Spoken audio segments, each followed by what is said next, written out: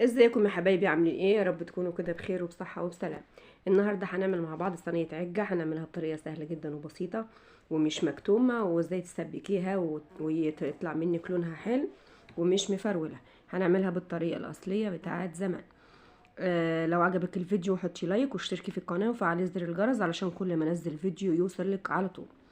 يلا بقى نبدأ. معايا هنا طاسة فيها معلقتين من الزيت، معلقة سمنة أو معلقة زبدة، ممكن تستبدليهم عادي بالزيت عادي.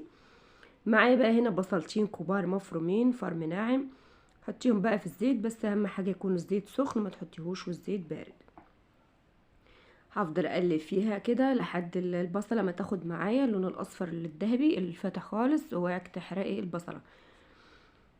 في اللي حابب ان هو ما يديش للبصله لون ممكن تعمليها، بس لما البصله بتاخد لون معاكي بتدي تسبيكه حلوه للعجه بتاعتك. اهي وصلت للون اللي انا عايزاه. انزل معايا بكوبايه كبيره من عصير الطماطم، احطها معاها، اقلبها كويس كده واسيبها لحد ما تتسبك معايا.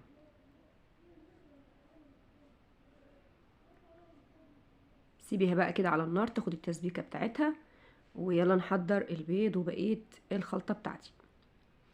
هنا معايا 4 بيضات، هربهم كويس جدا بالمضرب كده او بالشوكه لحد ما يبقوا سايلين معايا. هنا كمان معايا حزمه من الشبت والبقدونس مفرماها فرم ناعم جدا، ومعايا قرنين من الفلفل مقطعهم حلقات صغيره جدا، ومعلقه من الثوم المفروم. ودي بقى البهارات الأساسية بتاعتي، الملح والفلفل والكمون، وما تستخدميش أي بهارات تانية في العجة علشان ما تغيرش من طعمها. هي دي الحاجة الأساسية بتاعتها. قلبيهم بقى مع بعض كويس جدا كده لحد الخليط ما يمتزج ببعضه.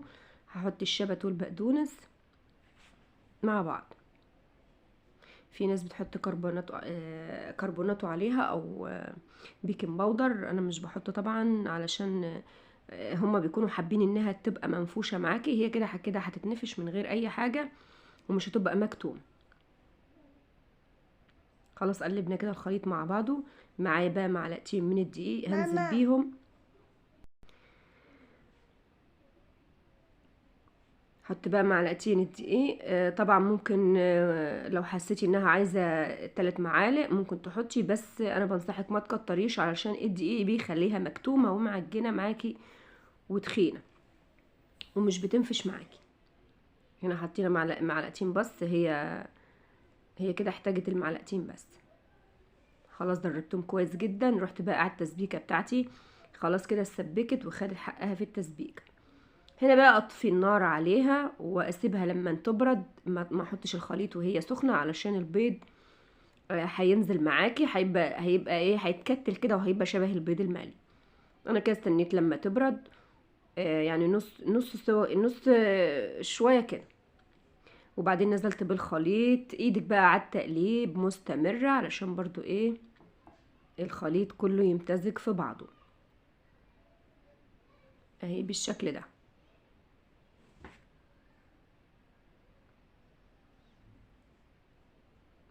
هي كده اتظبطت معايا في الناحية التانية صينية انا حطاها مولعة عليها النار، حاطة فيها معلقتين من الزيت علشان الصينية معايا ألمونيوم مش تيفال.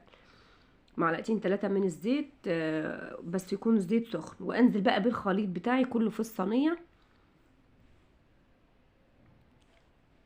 واسويها كويس جدا وادخلها الفرن. هنا بقى هتحطيها في الفرن على الشبكة من فوق، وهتشغلي على درجة حرارة 180 على نار هادية جدا. يعني بصي اتعاملي معاها كأنك بتعملي صينية كيكة، علشان النار العالية هتخليها تتحرق من فوق ومن تحت، ومن الوسط هتبقى ايه مش طيبة وهتخليها مكتوم. اهي سويها بالشكل ده. لو انتي بتعمليها في صينية تيفال او جرانيت يعني مفيش داعي للزيت، انما هنا عشان انا معايا الصينية الالمونيا ممكن تلزق، حطيت معلقتين من الزيت وسخنتهم كويس جدا. بعد ما طلعتها من الفرن خدت معايا دوبك تلت ساعة بالظبط. طلعتها من الفرن لونها تحفة واخدة اللون الذهبي. اهي قطعيها كده بس سيبيها لما تبرد، ما تغرفيهاش وهي سخنة علشان ما تفرفتش منك. طلع جميلة جدا ولونها من تحت اهي متحمرة ومتسبكة ومن الوسط طيبة ومش مكتومة علشان طبعا مكترتلهاش دقيق.